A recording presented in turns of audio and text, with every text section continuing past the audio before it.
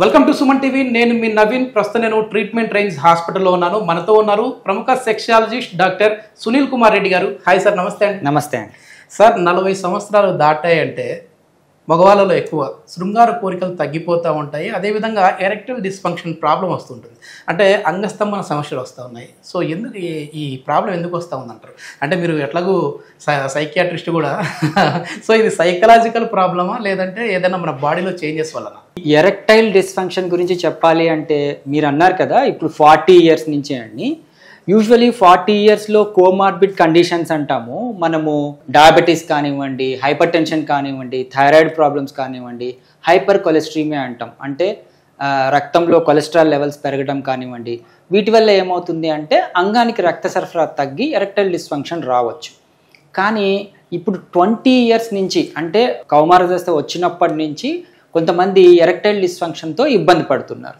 అంటే అంగస్తంభన ప్రాబ్లము, ఈ పురుషాంగస్తంభన లోపాలు, even premature ejaculations, performance anxiety అనటం కానివ్వండి, ఇలాంటివి వస్తున్నాయి. సో ఇది ఎరెక్టైల్ డిస్ఫంక్షన్కి ఏజ్తో సంబంధం లేదు. బట్ మీరు అన్నట్టు 40 ఇయర్స్ తర్వాత కొద్దిగా ఈ ప్రాబ్లమ్స్ ఎక్కువ వస్తున్నాయి. ఓకే, ఎందుకు సార్? అంటే ఇట్లా అంటే 40 తర్వాతనే చాలా వరకు అన్ని రోగాలు అటాక్ అవుతూ ఉంటాయి. అంటే డయాబెటిక్ కావచ్చు, బీపీ కావచ్చు, ఇంకా ఇట్లాంటివన్నీ.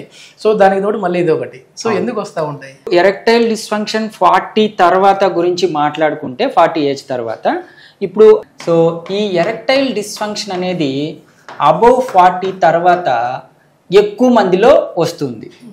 ఎందుకు అంటే మోస్ట్లీ ఒకటి డయాబెటీస్ మెలిటస్, అంటే షుగర్ వ్యాధిలో ఎక్కువ మంది, and hypertension and thyroid problems. Okay okay. Hypercholesterolemia అంటాము, బ్లడ్లో కొలెస్ట్రాల్ లెవెల్స్ పెరిగిపోవటం. ఇవి ముఖ్యంగా ఉండటం వల్ల అంగానికి రక్త సరఫరా తగ్గి ఎరెక్టైల్ డిస్ఫంక్షన్ అనేది వస్తూ ఉంటుంది. ఓకే, అంటే ముఖ్యంగా ఏంటి సార్, ఇప్పుడు మీరు చెప్తా ఉన్నారు డయాబెటిక్ అటాక్ అయిన వాళ్ళల్లో ఈ ప్రాబ్లం చూస్తూ ఉంటామని, దానికి దీనికి ఇంటర్లింక్ ఏంటి? ఇప్పుడు డయాబెటీస్ మెలిటస్ ఉన్న వాళ్ళు ఒక 100 మెంబర్స్ అనుకోండి, అందులో 60% డయాబెటీస్లో 60% of the May attack to erectile dysfunction అనమాట. ఎందుకు అంటే డయాబెటీస్లో షుగర్ లెవెల్స్ అనేటివి పెరుగుతూ ఉండడం వల్ల ప్రతి ఆర్గాన్, శరీరంలోని ప్రతి ఆర్గాను ఈ షుగర్ కి ఇబ్బంది పడుతుంది. అందులో పురుషాంగం కూడా ఒకటి. బ్లడ్ లో షుగర్ లెవెల్స్ ఎక్కువ అవుతాయో అంగానికి రక్త సరఫరా అనేది తగ్గిపోతుంది. అందుకు ఎరెక్టైల్ డిస్ఫంక్షన్ రావచ్చు. దీనికి ట్రీట్మెంట్ ఏంటి సార్? అంటే చాలా వరకు కూడా అసలు డాక్టర్లతో సంబంధం లేకుండా మెడికల్ స్టోర్కి వెళ్ళిపోతారు. అందరికీ అర్థమయ్యే విధంగా చెప్పాలంటే వయాగ్రా, సెల్డనాఫిల్ సిట్రేట్ టాబ్లెట్ తీసుకుంటారు, వేసుకుంటా ఉంటారు. ఓకే, నాకు ఈ సమస్య తీరిపోయింది అనుకుంటారు. సో అదేనా దానికి సొల్యూషన్, లేదంటే ఏముందంటారు? కరెక్ట్ క్వశ్చన్ అడిగారు. మనకు డాక్టర్ని ఒక ప్రొఫెషనల్ని అప్రోచ్ కాకుండా ఈ అంగస్తంభన ప్రాబ్లమ్స్కి డైరెక్ట్గా సిల్డినాఫిల్ సిట్రేట్, ఇది వయాగ్రా అంటాము యూజువల్గా.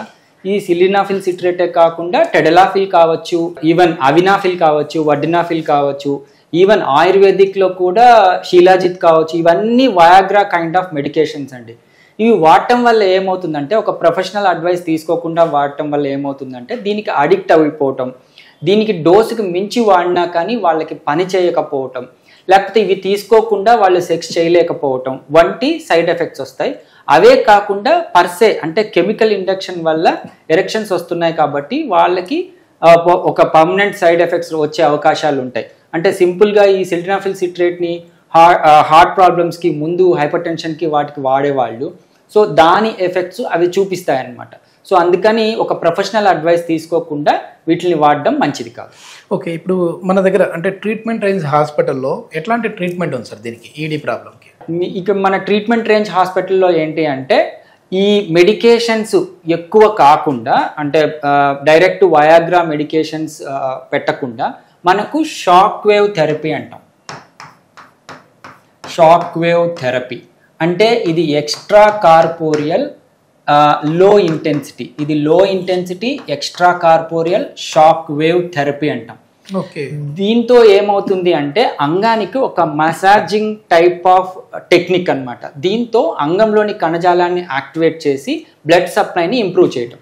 ఎప్పుడైతే అంగానికి బ్లడ్ సప్లై ఇంప్రూవ్ అవుతుందో ఆటోమేటిక్గా కోరికలకు తగ్గట్టు అంగం గట్టిపడుతుంది. సో అంగస్తంభన సమస్యలు తీరుతాయి.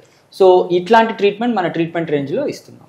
ఓకే, ఇది ఎన్ని రోజులు ట్రీట్మెంట్ తీసుకోవాలి, అదేవిధంగా ఇది తీసుకున్న తర్వాత ఎన్ని రోజుల వరకు మళ్ళీ దీని ఇంపాక్ట్ ఉంటుంది సార్?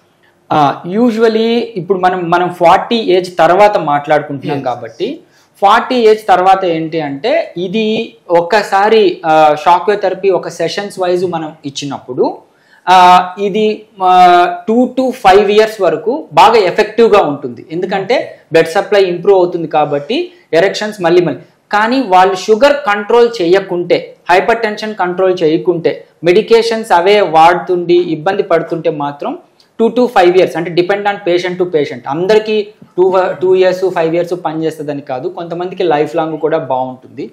అదే యంగ్ ఇండివిజువల్స్లో అయితే ఇది ఒక్కసారి లైఫ్ లాంగ్కి ఉపయోగపడుతుంది. ఇప్పుడు షాక్ వేవ్ అంటేనే భయపడతారు, అంటే ఇది ఏంటి అసలు కొత్తగా వింటా ఉన్నాము, షాక్ అంటే ఏదో ఎక్కడన్నా షాక్ ఇస్తారేమో అనేసి. అది అట్లాంటిది మనకు సెన్సిటివ్ పార్ట్ దగ్గర షాక్ ఇస్తారా ఏంటి, ఎట్లా ఉంటుంది? ఇక్కడ ఈ మొత్తం థెరపీలో షాక్ అనేది భయపెట్టే వర్డ్ అండి.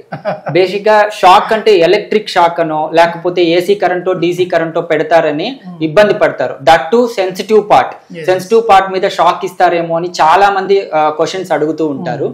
ఇది షాక్ అంటే ఎలక్ట్రిక్ షాక్ కాదు, దీన్ని సౌండ్ వేవ్ థెరపీ అంట.